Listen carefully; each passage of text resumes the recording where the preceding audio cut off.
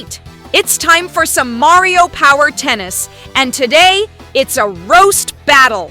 Squidward Tentacles and Craig Tucker are going head-to-head against Kick Buttowski and Lumpy Space Princess. Oh, great. I traded a relaxing clarinet session for this. Kick looks like a traffic cone on rollerblades, and Lumpy Space Princess. Did you roll down here from a pile of uncooked biscuits? For Anastasia's sake, I can't believe I'm wasting my time roasting a wannabe stuntman and a purple beanbag with Wi-Fi problems. This game is already rigged, just like your faces. Ha! You think you can roast me? Please, I'm extreme. Squidward couldn't win a talent show if he bribed the judges. And Craig, you complain so much, you make losing sound like a lifestyle. Oh my glob. Okay, let's be real. Squidward, you're just a sad piece of calamari with a unibrow. And Craig, you look like every background character in, every boring TV show ever. You guys are, so lumping basic. All right, let the roast battle begin in 3, 2, 1, go! Miguel and Tulio are just ancient versions of two dudes who have zero plans but 100% confidence. Bro, they didn't even mean to find El Dorado. They just followed a horse and vibes. Tulio's the smart one, but man falls in love with Chell in 0.4 seconds. Bro saw one seductive smirk and forgot what a lie was. And Miguel out here playing the flute with village kids like he ain't currently lying to an entire civilization. Man really said, godly deception? Nah, I'm just vibing. Let's not forget Altivo the horse. He had more brains and charisma than both leads combined. This horse be making smug faces, saving lives, and sipping coconuts like he's on vacation. Sekelkan looked like he was straight out of a Hot Topic apocalypse cult. Man was summoning jaguar gods and melting gold like he was speed-running a sacrifice. Chell, let's be real. She knew they weren't gods from the jump, but she stayed anyway because she saw the chaos and potential cash flow. Girl was like, lying? Cool. I can work with that. That ball game scene? Y'all telling me these two scrawny scammers beat elite Aztec athletes using Altivo and trick shots? That's not a victory. That's a Disney cheat code. The chief of El Dorado really said, "These men fell from the sky and don't know basic culture. Yeah, they're definitely gods. Sir, get your spiritual radar checked."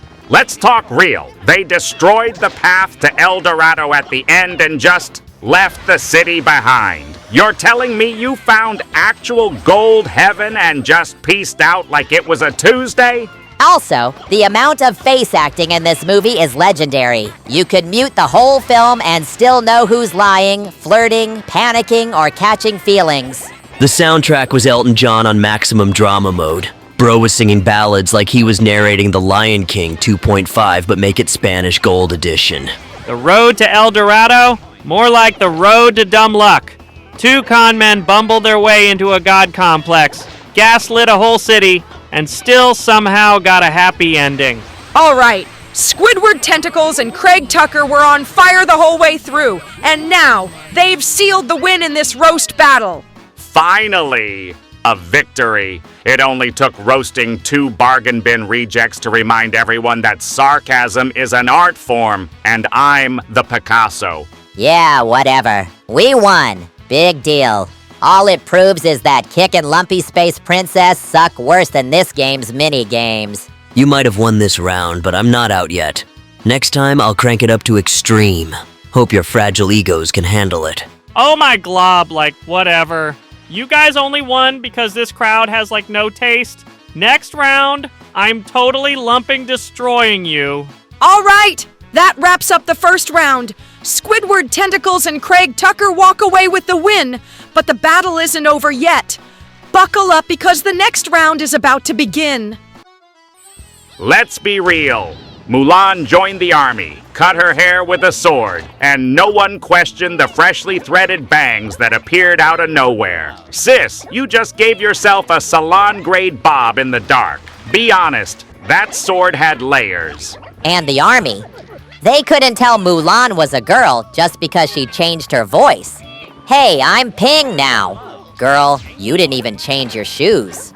Captain Shang really said, "You lied to me, but you saved China, so here's some vague romantic tension.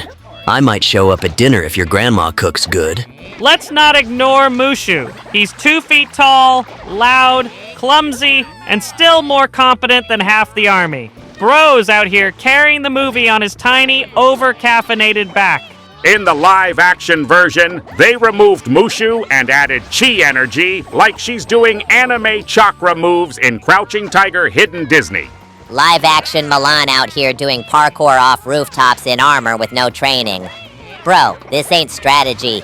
This is plot convenience kung fu. Also, where was the music? No "I'll make a man out of you," no reflection, just a bunch of slow-motion sword flips and silent stares. Girl, this ain't Mulan, this is Mutelan. And that witch villain? Homegirl turned into a hawk, broke every rule of physics, and still caught an L in the 3rd act. Sis had shape-shifting powers and lost to a girl with a ponytail and pure vibes. Mulan's dad broke his leg, and the Emperor still said, "Yeah, let's draft him." No wonder the dynasty fell, y'all out here recruiting crippled dads and confused chickens.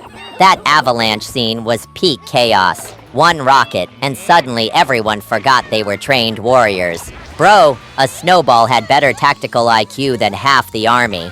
The real MVP? Crikey. A bug who does nothing, says nothing, and still gets credit for every good thing that happens. Icon. Mulan? Legendary. But the franchise? More up and down than Mushu on a gong. One moment it's epic, the next it's straight to DVD sequel energy. Disney, pick a tone. The ancestors really woke up from the dead just to watch Mushu fumble the plan and still said, "Yeah, okay, we'll roll with it." Y'all couldn't send one competent spirit guide instead?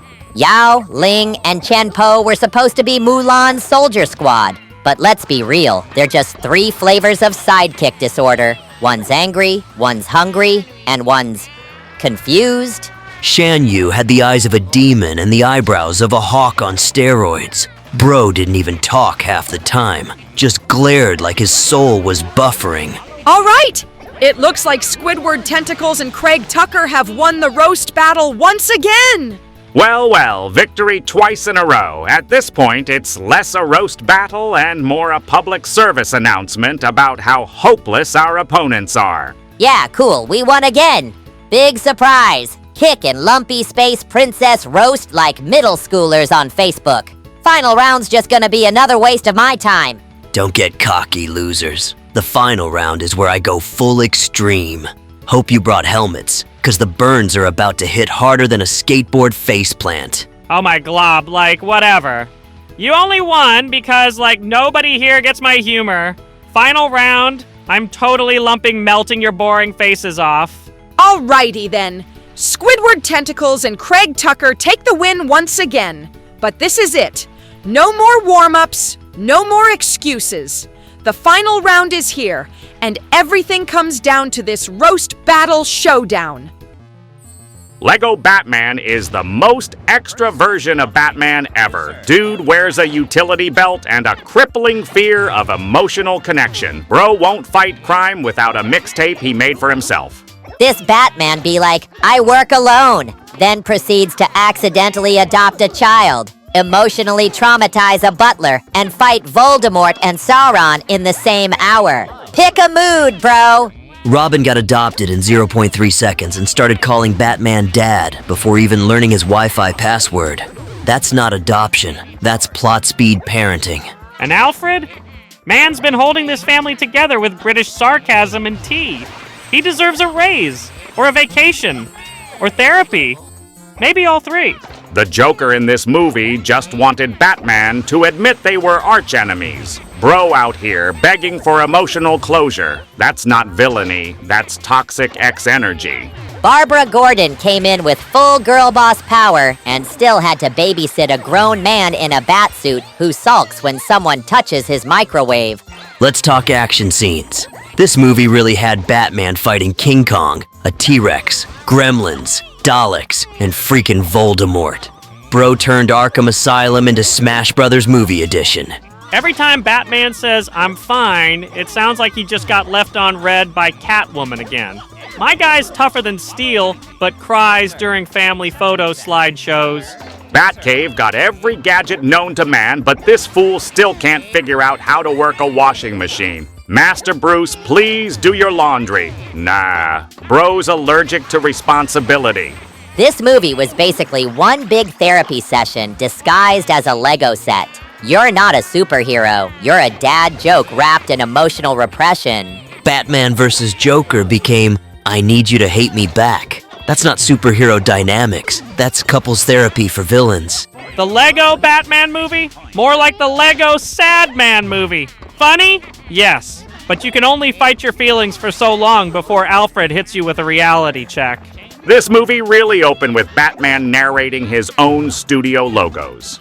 Black. All important movies start with black. Bro, are you Batman or a film major with Wi-Fi access and too much self-awareness? And let's talk about that No Parents song. Batman out here doing a full auto-tuned concert about his orphan trauma like he's dropping SoundCloud grief bars. Get this man a Grammy and a hug. Robin was adopted, renamed, trained, and sent into combat all before he finished a sentence. This ain't mentorship. It's child endangerment wrapped in a cape. And let's not pretend Gotham was ever safe. The city was one Joker tantrum away from being a lava pit of emotional codependency. Mayor McCaskill out here looking like she runs Gotham with vibes and prayer. All right, it looks like Squidward Tentacles and Craig Tucker have won the roast battle 3 times in a row, even in the final round. 3 wins in a row. Finally, a competition where my suffering pays off. Now, if you'll excuse me, I'm going to celebrate by not seeing any of you ever again. Yeah, we won.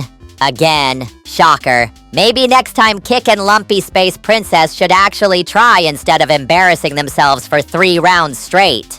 Okay, fine. You guys won the roast battle 3 times. But remember this, I don't quit. One day, I'll come back extreme, and you won't be laughing then. Ugh, whatever. You only won because the universe is like totally against me. Next time, I'm bringing actual lumps of fire and roasting you into space. Alrighty then, that's it for today. Likes, comments, and subscriptions are always appreciated, and I'll catch you all next time.